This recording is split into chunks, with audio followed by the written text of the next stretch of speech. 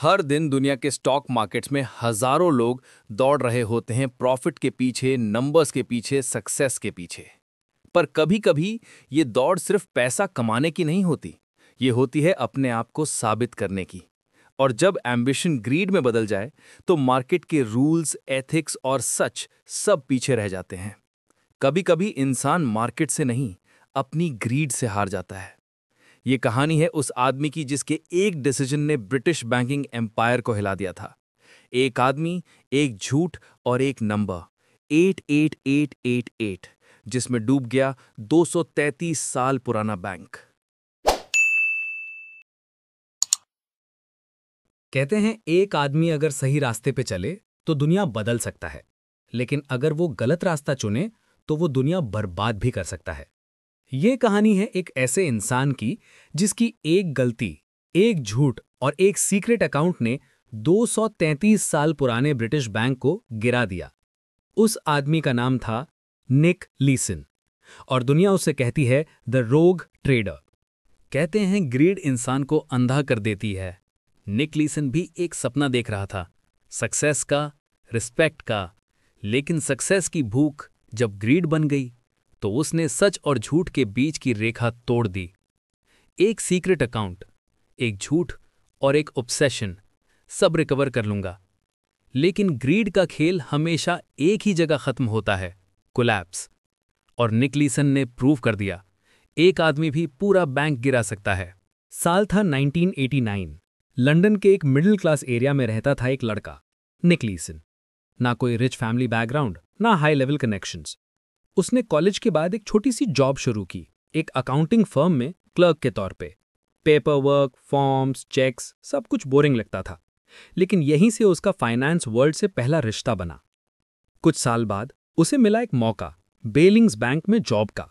Bearings, ये नाम Britain के फाइनेंशियल इतिहास का एक सिंबल था। 1762 में शुरू हुआ था ये बैंक और 233 साल तक हर क्राइसिस में खड़ा रहा। ये वही बैंक था जहां से ब्रिटिश राज का पैसा फ्लो करता था, जहां से किंग्स और क्वींस के अकाउंट्स चलते थे। बेरिंग्स में नौकरी मिलना एक आम आदमी के लिए सपने जैसा था। निक एक्साइटेड था, लेकिन उसे सिर्फ एक एंट्री लेवल क्लर्क की पोजीशन मिली थी। उसका काम था बैक ऑफिस पेपरवर्क संभालना, ट्रेड होने के बाद उसके रिकॉर्ड मेंटेन करना, डेटा वेरीफाई करना। ज्यादा ग्लैमर नहीं था, पर निक ने इस छोटी जॉब को भी अपनी एम्बिशन से भरा। वो तेज काम करता, हर प्रॉब्लम का जुगाड़ निकालता, और सबसे बड़ी बात, रूल्स तोड़ने से नहीं डरता था। बॉस उसकी स्पीड और एफिशिएंसी से इंप्रेस्ड हुए। ये लड़का फास्ट है, स्मार्ट है, सिस्टम समझता है। थोड़े टाइम में वो एक ट्रस्टेड एम्प्लॉय बन गया, और फिर उसे प्रमोशन मिलती गई, बैक ऑफिस से फ्रंट ऑफिस तक, और फ्रंट ऑफिस से ट्रेडिंग के करीब तक। निक का एक ही एम था, मैं टॉप तक जाऊंगा, मुझे सबको प्रूव करना है कि मैं बेस्ट हूं। और फिर कुछ ही सालों में उसके करियर का सबसे बड़ा टर्न आया। उसको भेज दिया गया सिंगापुर, बेरिंग्स बैंक के फ्यूचर्स ट्रेडिंग डिपार्टमेंट का हेड बना के। निक जब सिंगापुर पहुंचा तो उसके लिए सब कुछ नया था। नया देश, नई कल्चर और एक हाई प्रेशर मार्केट। ये 1992 का टाइम था। सिंगापुर इंटरनेशनल मॉनेटरी एक्सचेंज यानी सिमेक्स एशिया के सबसे एक्टिव ट्रेडिंग फ्लोज में से एक था। वहां हर सेकंड में करोड़ों रुपए का ट्रेड होता था। लोग चिल्ला रहे थे, बाय, सेल, फास्टर। स्क्रीन्स पर नंबर्स ब्लिंक कर रहे थे और हर एक सेकंड पैसा बना भी रहा था और डूब भी रहा था। निक ने वहां अपनी जगह बना ली। वो कॉन्फिडेंट था, एनर्जेटिक था और अपने डिसीजन पे तुरंत एक्शन लेता था। उसके जूनियर ट्रेडर्स उसे आइडल मानते थे। लंदन के हेड ऑफिस में सब इंप्रेस थे।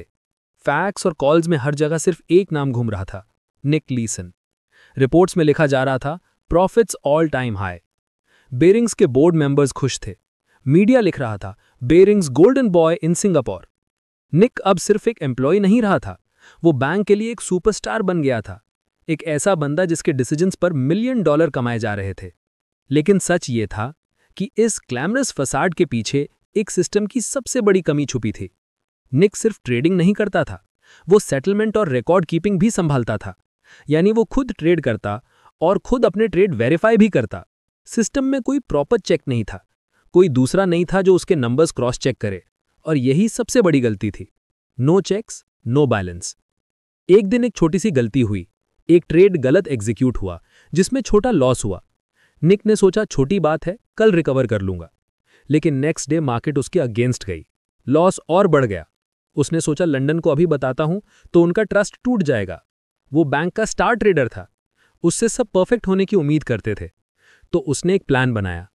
लॉस को कवर करने के लिए उसने एक सीक्रेट अकाउंट खोल दिया। अकाउंट नंबर था 8888। इस अकाउंट में वो सब लॉसेस ट्रांसफर करता गया ताकि लंदन को लगे सब ट्रेड्स प्रॉफिट में हैं। रिपोर्ट्स में हर नंबर ग्रीन दिखाया गया, रियलिटी में सब कुछ लाल था। निक ने सोचा थोड़ा टाइम चाहिए, मैं सब ठीक कर दूंगा। लेकिन मार्केट कभी किसी के कंट्रोल में नहीं होती। एक लॉस को कवर करने के लिए वो और रिस्की ट्रेड्स लेने लगा। वो सोचता था नेक्स्ट ट्रेड में सब रिकवर हो जाएगा, पर हर बार लॉस और बढ़ता गया। लंदन में सब खुश थे, रिपोर्ट्स में रिकॉर्ड प्रॉफिट्स लिखे जा रहे थे। किसी ने नहीं सोचा ये पैसा आखिर आ कहां से रहा है। कोई ऑडिट प्रॉपर नहीं हुआ, कोई क्वेश्चन नहीं पूछा गया। निक हर वीक फेक प्रॉफिट रिपोर्ट्स भेजता और सब बिलीव कर लेते। उसका स्टेटस और बढ़ता गया, बोनसेस मिलते गए, अवार्ड्स मिलते गए, पर अंदर से वो टूट रहा था। हर रात वो कंप्यूटर के सामने बैठा रहता, रेड नंबर स्टेयर करता और सोचता बस 8 और विनिंग ट्रेड। लेकिन वो हर बार और गहरा दफन जाता गया। लॉसेस 10 मिलियन, 50 मिलियन, 100 मिलियन और सब छुप गए अकाउंट 8888 में। जनवरी 1995। जापान के कोबे शहर में जमीन कांप गई। एक भयानक अर्थक्वेक ने पूरा शेयर मार्केट हिला दिया। बिल्डिंग्स गिरी, न्योग मरे और मार्केट ने अपना बैलेंस खो दिया। उस दिन के शॉक्स सिर्फ जापान तक सीमित नहीं रहे, पूरी दुनिया के फाइनेंशियल मार्केट्स में हलचल मच गई। निक के रिस्की बेट्स जो निक्की इंडेक्स के ऊपर लगे हुए थे, एक पल में जीरो हो गए। वो सोचता था मार्केट वापस ऊपर जाएगा, लेकिन अर्थक्वेक के बाद सब कुछ नीचे जा रहा था। स्क्रीन्स पर रेड नंबर्स ब्लिंक कर रहे थे, -10 मिलियन, -50, -200 और हर घंटे लॉसेस और बढ़ते जा रहे थे। निक के हाथ कांप रहे थे। उसने अपनी टीम से कहा, किसी को कुछ मत बताना। वो छुपाने लगा, एडजस्ट करने लगा और होप करता रहा अगले वीक मार्केट रिकवर करेगा। लेकिन मार्केट ने उसे कोई मौका नहीं दिया।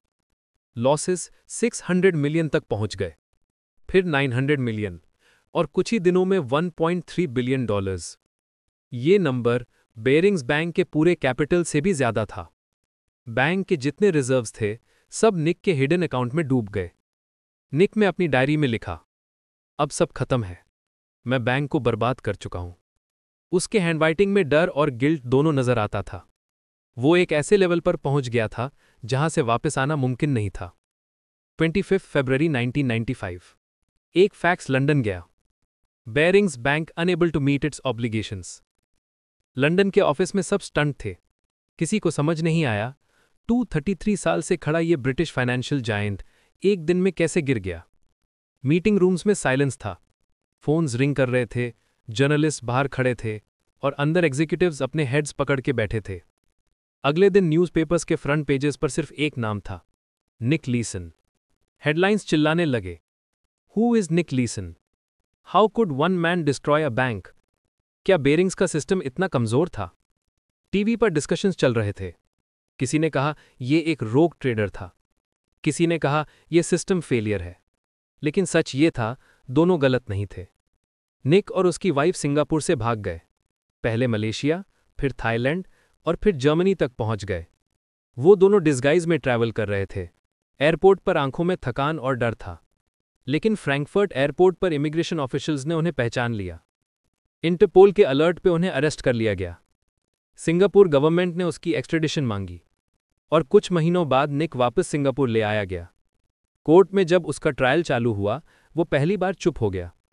प्रेस के सामने सिर्फ इतना बोला, मैंने सब कुछ छुपाया, पर मैं अकेला नहीं था, सिस्टम भी अंधा था। जज ने सीधा जवाब दिया, इग्नोरेंस इज नॉट इनोसेंस, और फिर उसे 6.5 साल की जेल दी गई। सिंगापुर की चांगी जेल में निक के दिन बहुत मुश्किल गुजरे। न ट्रेडिंग फ्लोर की आवाज़, न कंप्यूटर स्क्रीन की रोशनी, बस एक छोटी सी सेल, एक कॉट और एक डायरी। वहीं उसे कैंसर का डायग्नोसिस मिला। डॉक्टर्स ने कहा, तुम्हारे पास शायद ज़्यादा समय नहीं है। वो दिन में सोचता रहता था, मैं किस चीज़ के पीछे भाग रहा था, सक्सेस या अपना ईगो?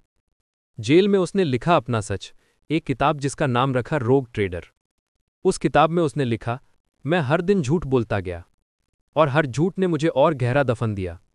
मैं अपनी गलतियों में इतना खो गया कि मुझे लगने लगा मैं सब कुछ कंट्रोल कर सकता हूं। वो किताब दुनिया भर में बेस्ट सेलर बनी।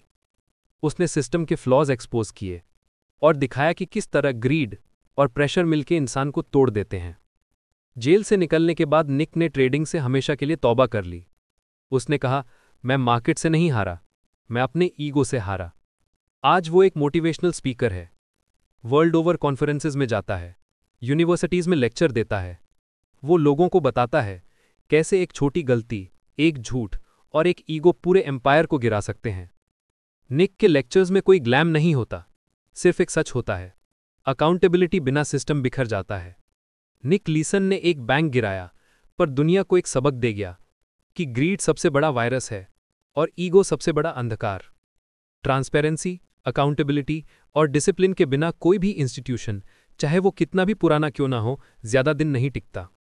एक आदमी, एक झूठ और एक नंबर 88888 ने दिखाया कि फाइनेंशियल एम्पायर भी सिर्फ एक इंसान के हाथ से टूट सकता है। और यही है सच। निक लीसन, एक आदमी जिसने पूरा बैंक गिराया।